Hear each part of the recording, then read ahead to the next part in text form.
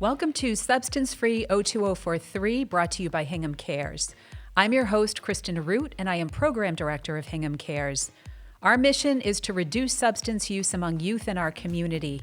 We want our kids to make healthy choices around drugs and alcohol, so we provide information to teens, parents, and the community at large about the risks associated with teen substance use. On the show with us today is comedian actor Steve Sweeney, who has been assigned the title of the undisputed king of Boston comedy. Steve grew up in Charlestown. He earned a BA in theater arts from UMass Boston and a MFA from the University of Southern California. So we're delighted to have you here. Should be. God. You are living up to your title of the undisputed king of Boston comedy. This is the height of the career, being in an industrial park here in Hingham and Weymouth.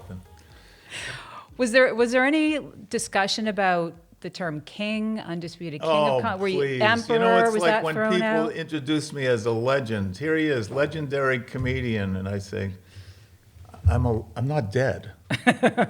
You know, I had a guy come up to me on Boylston Street in Boston, swear to God, he says, Steve Sweeney, I saw you do comedy 30 years ago at Nick's.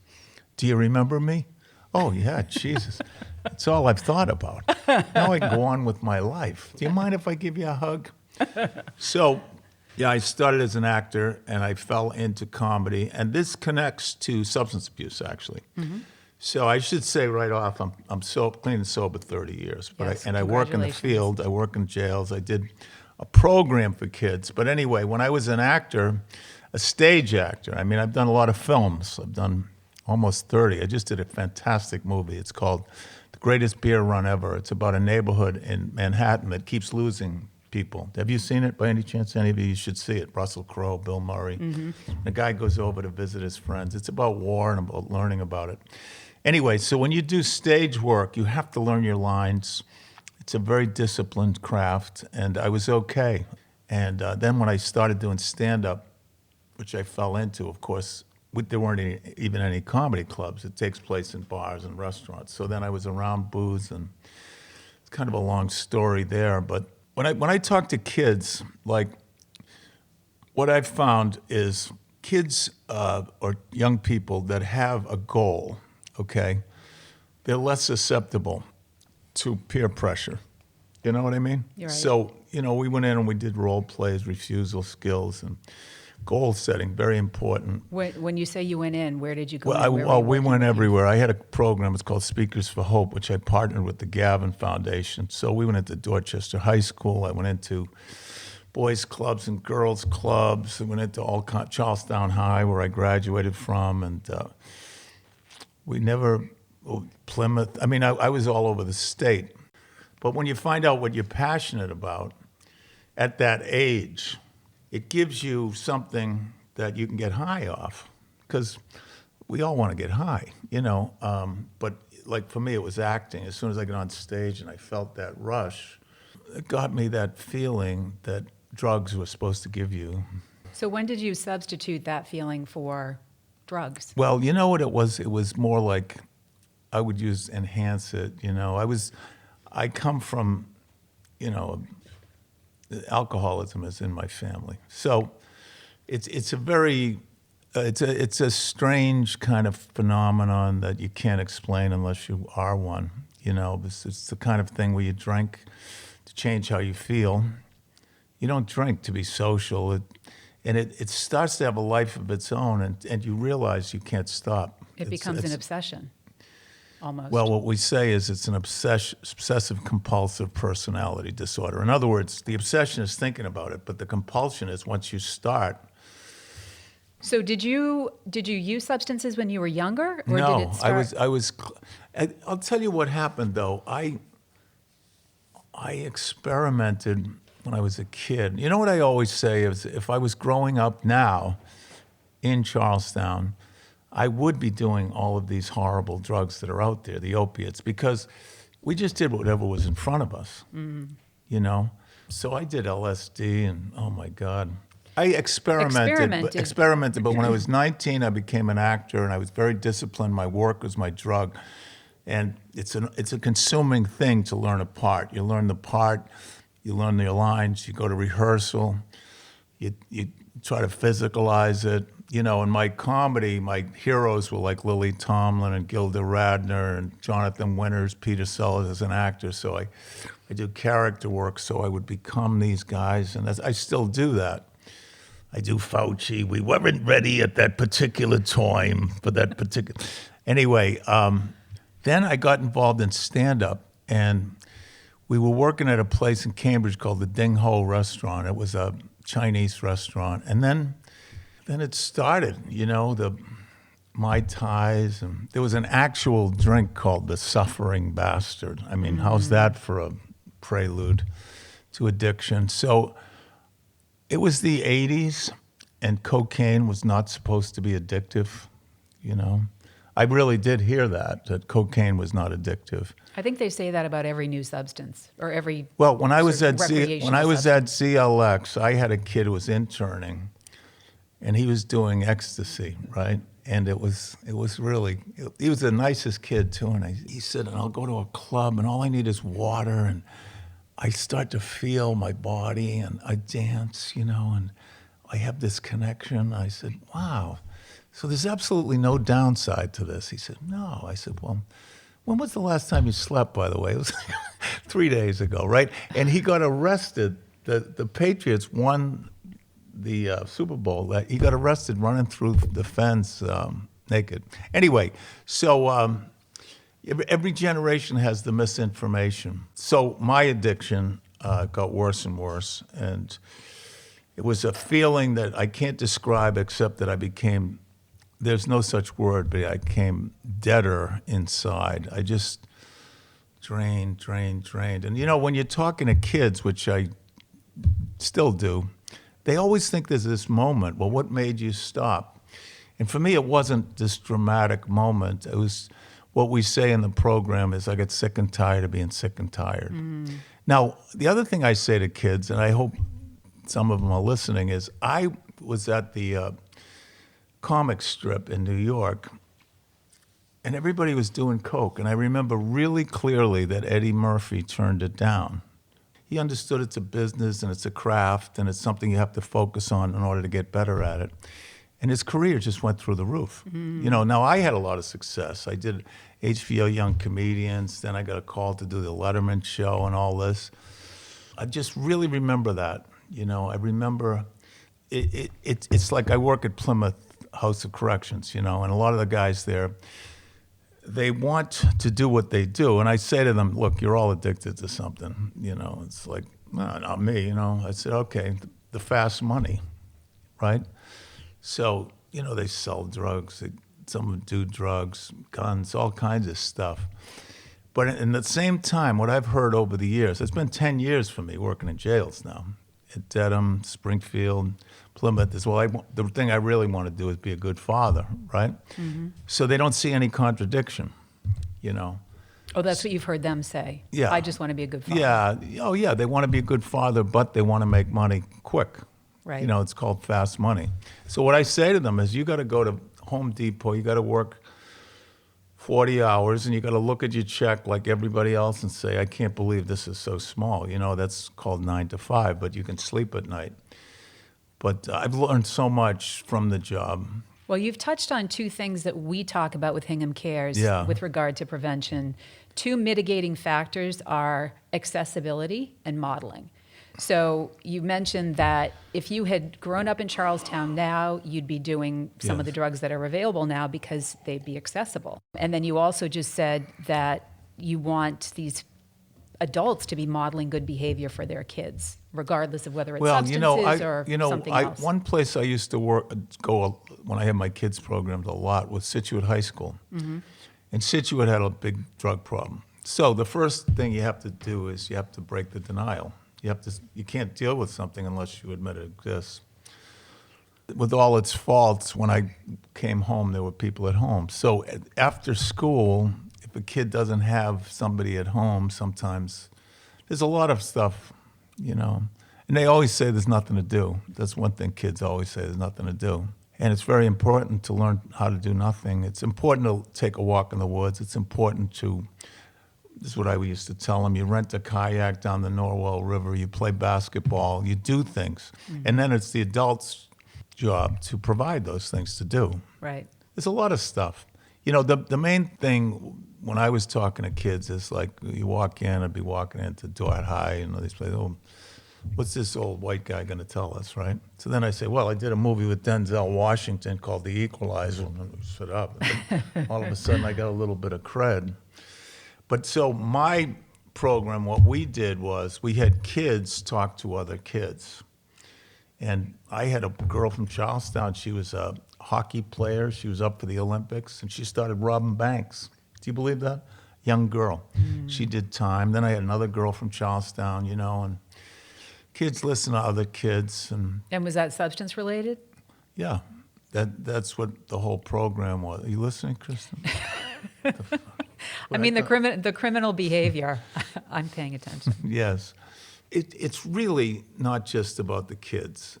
It's about the community, and it's about the parents. And you can't baby them either. The kids got to want it.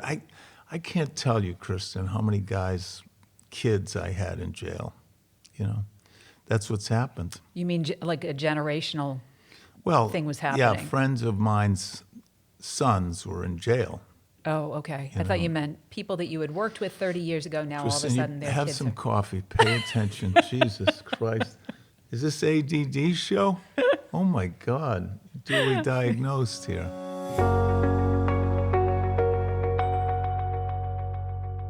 So I have heard you say that you don't like downtime. You don't like to sit still.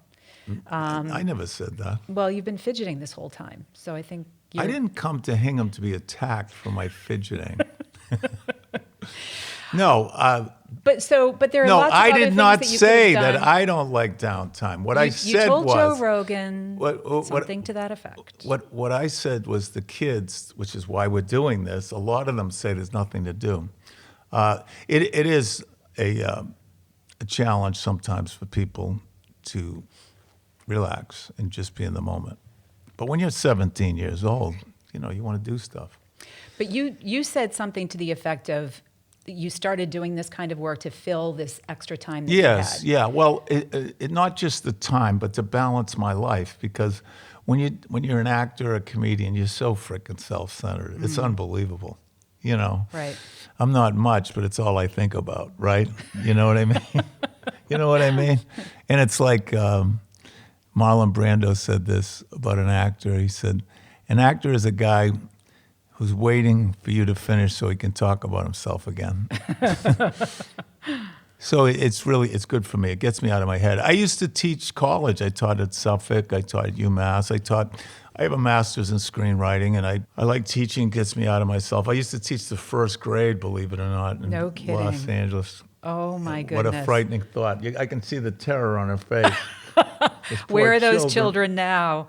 It's a hard job, first grade. It's very exhausting. I was doing it while I was going to grad school. Mm-hmm. I love recovery, by the way. You're clearly passionate about it. Yeah, I am, So yeah. what kind of programs do you implement with the prisoners that you work with? The first thing is, as you pointed out, I'm a fidgeter. See, this is my resentment. I have to go to a meeting later. I have to pray for Chris. Is my name going to be mentioned? Oh, boy. So you have to learn how to sit still. So I meditate, and I breathe. And the future is anxiety, the past is depression. So we begin with a 10-minute meditation that's just breathing deep. I go on retreats. I do that. I read Buddhist stuff. And so that's the first thing I do in the class. And then we talk about goals. We talk about issues and goals. We work from a book. Deep breathing. I used to get what's called anxiety attacks. Now, what happens with that is you actually feel like you're having a heart attack. And I would go to the emergency room, and it turned out I was fine. My heart was great. You know, I walk, I run every day. So I learned this thing called box breathing. Breathe in 4, hold it for 4, you let it out for 4. And everything I learn, I try to pass on to my inmates. Do you ever hear from them after they've... You know, I see them at meetings, and I've had a lot of really interesting experiences. I had one guy who was doing my one-man show at the Cabot Theater in Beverly, and I'm on my way. He had gotten out that day, and he was going to see my show. No kidding. It was nice. Wow. Here's what I tell inmates when they're leaving. Go to meetings. Don't rob my house, because then I'll get a resentment. And take a walk in the woods. It's very healing when you've been behind bars and concrete. And just go out in nature. I mean, Hingham is so beautiful. I mean, we go to Wampatuck State Park all the time. When I say we, I'm talking about my dogs like they're human beings. Because, I still have issues. I'm sober, but I'm still... we go to Wampatuck and Bears Cove. I used to do a show every year at the Loring Theater. Will McDonough was a friend of mine for the Hingham Sports Partnership. Sports is big, interests. But I guess you have to be honest with kids. I mean, if you're smoking grass as a parent, I guess you have to talk, you got to be open about it. Right. I don't know. And model that positive behavior, because as you know, the young brain, the brain is not fully developed until the age of 24, grass 25. is a terrible thing, man, as far as emotional development, as far as impulse, reflexes when you're doing sports. And modern day marijuana is so much more potent than it was 10, 20 years ago. I'll tell you about the audiences that I have. Like, I'm clean, but that doesn't mean they're clean. Right. And the grass audiences, they get the joke on the way home. They're a little slow. Or if they're laughing, they aren't laughing at you. They're laughing at their shoes or the color blue or whatever. So, it's very important that people learn from other people's mistakes. And, I'm 73 years old, and I lost my 30s. I can't remember one day of them. So I'm just, whatever. If anybody's listening to me on this show, is just, if you feel like you have an addiction, if you feel that compulsion, if you feel that impulse, if you feel like you can't stop, get help as soon as you can, because you don't want to throw your life away. Right. Yeah. By the same token, you talk about people needing to be ready to Yeah, change. I know. That's the problem. It's like with my inmates, sometimes I want it more than they want it. Right. But you just hope if somebody's got 1 foot in and 1 foot out, that, maybe they will take that one step towards getting into recovery. Right. You don't have to start. That's another myth, that's out there with young people, is like, well, you got to try. You don't have to start. And then the other myth is everybody's doing it. Not everybody is doing Right. it. There's a lot of things people think that aren't true. Especially teenagers. Yeah. We see by the numbers that a lot of kids aren't using substances. Yeah, that's wonderful. Right. And, but at the same time, the kids who aren't are thinking that they're somehow being left out. They're somehow not doing what typical teenagers do. Isn't it amazing that people still use the word cool? I mean, Frank Sinatra was using that in the 40s. Right. It's like, what's cool? Right.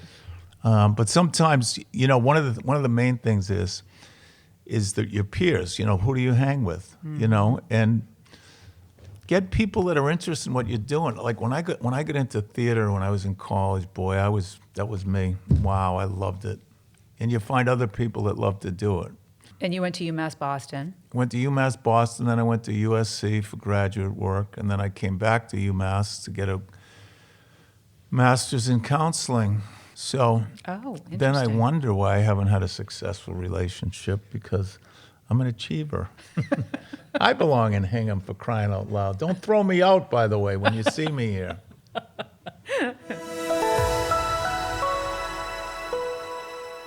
So you did receive some training. One of the questions that I had for you, we were talking about this earlier off camera, is that you have gotten a degree in counseling. You've received I did training. my internship at Mount Auburn Hospital. They had a recovery place. And then I went to the shelter for homeless veterans. It's wonderful work, actually. But I don't do it in the summer.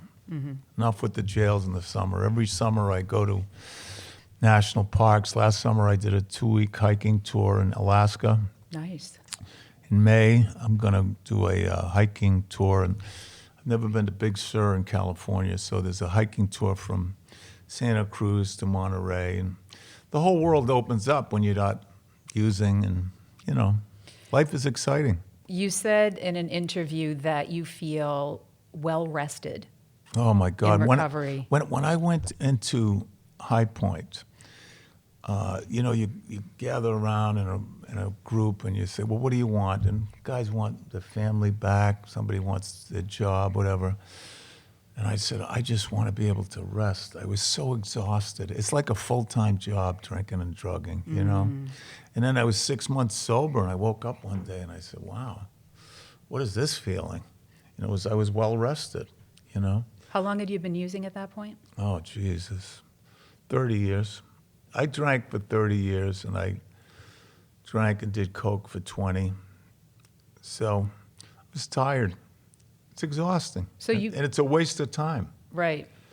It robs you of so much. Yeah. But you didn't have an aha moment. You just kind of got to the point where that fatigue and that lifestyle caught up with you. I'm having an aha moment now with you, Kristen. There were a lot of what we call jackpots. A lot of bad things happened. It's funny. People have regrets, and some people don't have regrets, whatever. We say in the program is I won't regret the past. But there was so many things that I did that I would never do when I was sober and clean. And one of the biggest struggles is to forgive myself. It's funny that people, like how we all are, like Matthew Perry's got a book out. Right. From Friends. I don't know whether you've heard of it. It's amazing that, you can have the outside stuff, and he was killing himself, Right. Isn't that something? Right. So, Well, I think that's part of the craft is that you're faking a lot of things. And so you can even fake living a sober life. Well, I think it's funny. When I started my journey, I thought it was, we were kind of unique, people that worked in bars and everything. And then I hear, well, I'm an iron worker naturally, lawyers have a big alcoholism rate. It's something that goes way beyond what you do for a living. If you had a piece of advice, just one singular piece of advice for kids, not just in Hingham, but kids all over the world, what would you say with regard to substance use? Look inside of yourself. Meditation is a good way to do that. Find that place in yourself of human potential. Now, not everybody's going to be an actor. Not everybody's going to be a teacher. But there is something that you have inside of yourself that is meant to develop. And if you can focus on that, find out what you really like to do. That passion can get you through these years, like 16 to 21 or something. What do you really love to do? And find out what that is, then invest in that. And whether we want to be or not, this is the second part of the advice, we are influenced by who we hang with. Right. And say to yourself, and I know it's hard when you're 17, like, where are these guys going to be in 5 years? And where are these guys going to be? And where do I want to be? And one of the things I had to do when I got sober is I had to change my friend. I had to not hang with my friends for a year. It was just such a powerful thing, because your world gets smaller and smaller when you're drinking and drugging. So find out what you love to do, hang with the right kids, and if you think you have a problem, go to the guidance counselor. There's like Alka-Teen, and there's all kinds of other young people that have addictive personalities. I have an addictive personality. My two best friends are Ben and Jerry. This isn't over for me, believe me. I act out with ice cream and all kinds of stuff. If I was talking to a young person, you are the gift to this world right now, because I don't want to say we've screwed it up, but there's a lot of stuff we are leaving you that's not so great. So one of the things I'm encouraged by is, and like my father's generation, there was a stigma attached to alcoholism and addiction. So one of the things I'm encouraged with is, as strong as the epidemic of addiction is, sort of like the environment is as strong as environmental damages, the environmental movement is very strong. And I Right. feel like the recovery movement is very strong. And also, if you're an adult, wow, you've got to learn how to listen. And you know what? We can talk about all this all day too, but the villains in the back here are all these drug companies that are making money off all this. It's a big problem. It's not just some simple answer, but Right. if I was just talking to a kid, that's what I'd say. Find out what you love. I love that. That's a great piece of advice. Yeah. What would you say to Parents, go ahead. Yeah, what would you say to parents? What advice would you have for parents in raising kids around substances? Don't move to Cohasset. Stay in Hingham. I feel very unequipped to talk to parents about their kids. I really do. But the more you know, the more you can pass on. Mm-hmm. And I think it's like you said, wow, people don't watch what you say. They watch what you do. Right. So if you're getting drunk around your kids and whatever. Well, that's really poignant because we always say no parent wants to place their child in harm's way. No parent wants to model bad behavior for their kids. Yeah. But there's a lot of misinformation and there's a lack of education. So I think you're spot on when you say that parents need to get educated so that they can make better decisions about themselves. You know what you got to do? And also have conversations with my their kids. brother is like the greatest father in the world. He's got 3 kids. And he said something that's really, you have to think about it, And my brother was very successful. He was a lawyer and all this. He said, I don't believe in quality time. I believe in quantity time. I said, wow. You've got to actually spend time. Hang. That's what develops the trust. Be present. Be present a lot. Go to the games, all that, and just hang. Right. You can't come in, spend an hour a week with them. Now I'm going to tell you about drug abuse, I thought It's that was disingenuous, too. I think that's a little disingenuous. good. Sure it is. I wish if I knew what that word meant, I would agree with you. Disingenuous, okay. So listen, we're all in the same boat. Yes. I mean, whether you're a parent, whether you're a kid, whether you're just an interested person, it's a problem that we all have to address, right? Don't you think? Absolutely. It's a community effort, for sure. Yeah, and don't stop doing it just because you're over the Weymouth line. Oh, Jesus. I'm at the Landon. I can't think about this anymore. Or Norwell. Jesus. All right. Thank you so much. Thank you so much. This is really great. I'm glad you're doing this work. This is God's work. It's important. And, you just do what you can. And the best way to develop trust, whether you're a parent or anybody else, is to talk about yourself. Focus on yourself. I've had a struggle with this. I worry about you, whatever. You talk about your own feelings with a kid, and then you develop an alliance, Right. and you're both on the same team. And when they screw up, you just say, okay, let's pick up from here. Well, if you're honest with your kids, then your kids feel comfortable being honest with you Right. in return. Yeah, and they may not have the language that you have, the skill set. How's that, Miss Disingenuous? It's not bad for a dummy, huh? Thank you. This was great. Thank you so much Keep for your up the time. good work. Thank you. I would like to thank Steve Sweeney for joining us today and for participating in this really thoughtful conversation. You've been listening to Substance Free 02043, brought to you by Hingham Cares.